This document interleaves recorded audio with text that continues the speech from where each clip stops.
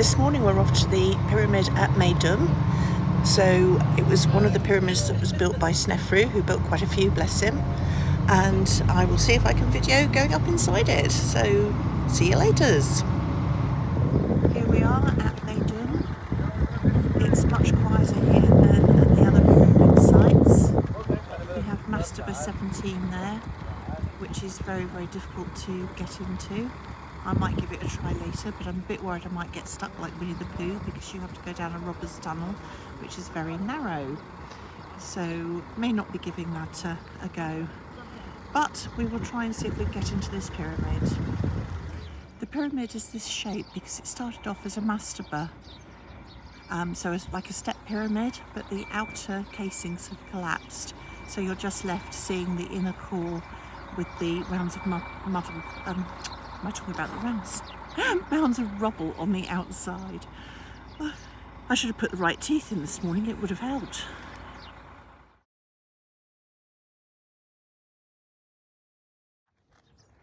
From this side it's definitely easier to see the original layers of the pyramid and where they tried to make it smooth-sided and the outer casings have slid off. It really is a very, very interesting site, and in the collapsed stuff around here there were a lot of subsidiary burials from a much later period. I don't know whether it will ever be fully excavated, probably not, but who knows. Beautiful site and hardly anybody here. This is the causeway leading up to the valley leading up from the valley temple, which would have been down by the Nile. And there would have been another temple at the other end, which we'll see in a couple of moments. So by the pyramid we would have had the mortuary temple, and the procession would have come up from the causeway that we've just seen into this temple, which we will now go and visit inside.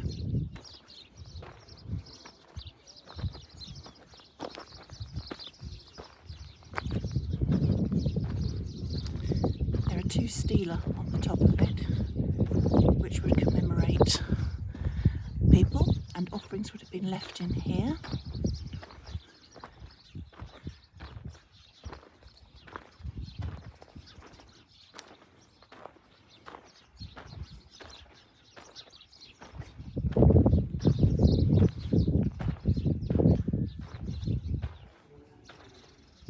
Right, here we go inside. There's not an awful lot to see in here. Honestly, we'll just take a couple of minutes for our eyesight to adjust. I bet there's all sorts of things living up there though. Batty bats and probably not artful owls. Quite sad to see modern graffiti here, but eventually that will be ancient graffiti as well.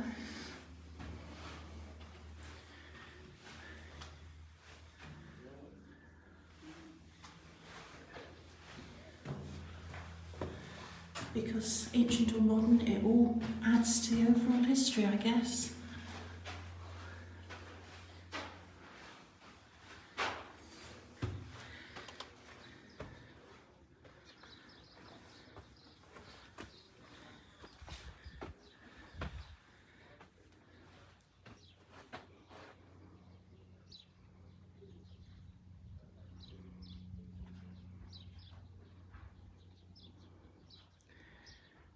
There we go, not too much to see here, but it is a great privilege to have been inside this temple of Snefru, who was the son of Khufu, who went on, the father of Khufu, who went on to build the Great Pyramid. This here to me, although it's being used as a step now, it looks very much like the remains of an offering table, which would make entire sense, that people would come in here and leave the offerings here. So this is the infamous Mastaba 17. Nobody knows who actually was buried in here. There are some theories that it might have been Imhotep, and let's face it, to have something this big so close to a pyramid, probably somebody pretty close to a king, but who knows. Anyway, I'm just going to walk up to the entrance. I'm not planning on going in because As I say, I don't want to do a Winnie the Pooh and get stuck being a lady of a certain size. But anyway, here we go. It's coming up to the entrance here now.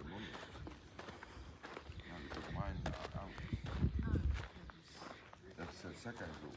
There were some, 4 or 5 on it. 2 inside,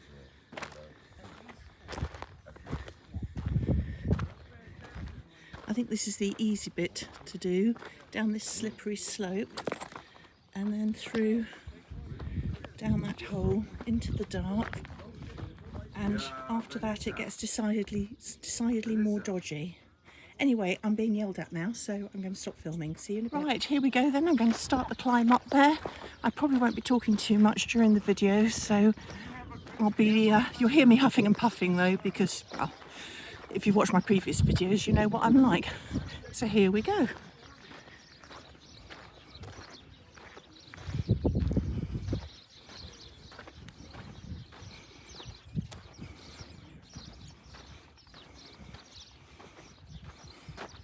Right, I've made it to the top of the slope, and I just thought I'd stop to give you a bit of a panorama view around here, because that down the bottom there is Mastaba 17, and it is enormous. And those ant-like creatures sitting at the base of it are human beings. Up from here as well, you can see all the little extra holes that have been tumbled into it. Oh my goodness, right, I'll get my breath back in a minute and then we'll proceed and we'll go inside. Right, here we go, my lovely audience. We're now going up the stairs and we'll stop at the top of these stairs for a minute just to let our eyes adjust before we go actually inside the pyramid.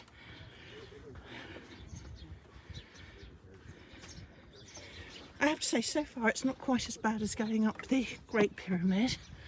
Ooh, this doesn't look too good though, but we shall see. It's my first visit to Meidum, although I've been to Egypt many times. It's the first visit here.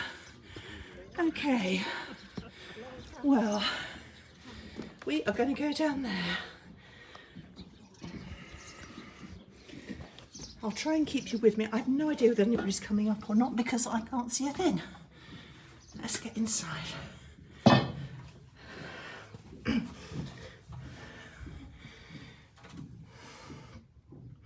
Okay, it's quite a way.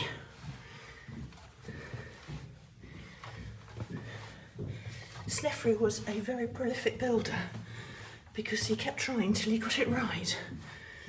So we've got this one here at Meidum. He also built the bent pyramid, so called because it changes angles about halfway up. Oh, there's a gap in the railing there. Not sure whether they got their calculations wrong or quite what the idea of that was. And he finally got it right with his red pyramid, so called because of the colour that it looks on the outside. I did actually go inside that one many years ago, but I was a lot younger then. Right, I'm just going to turn you off for a bit and we'll come back on air, so to speak, when we get down to the bottom of this staircase, because I don't want to bore you all to tears.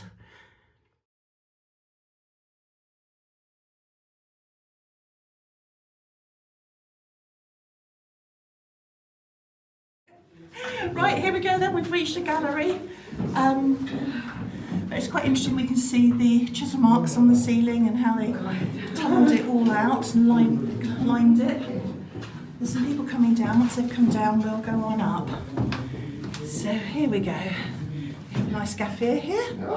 Okay, yes, very good. Can I come past? Shukran. Here we go, now we're going up these stairs. Ah, okay.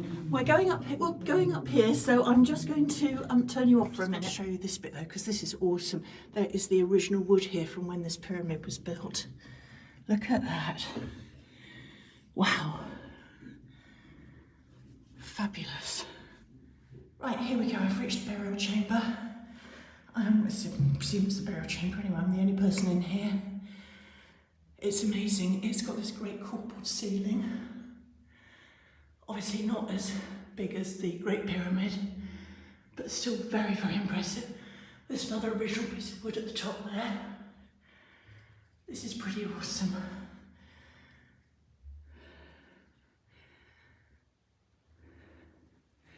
I have to say, if you get the opportunity to come and visit Meidum, please do, because I actually think I prefer this to the Great Pyramid. Okay, over and out. I'm going to try and reverse my way back down. Bye now.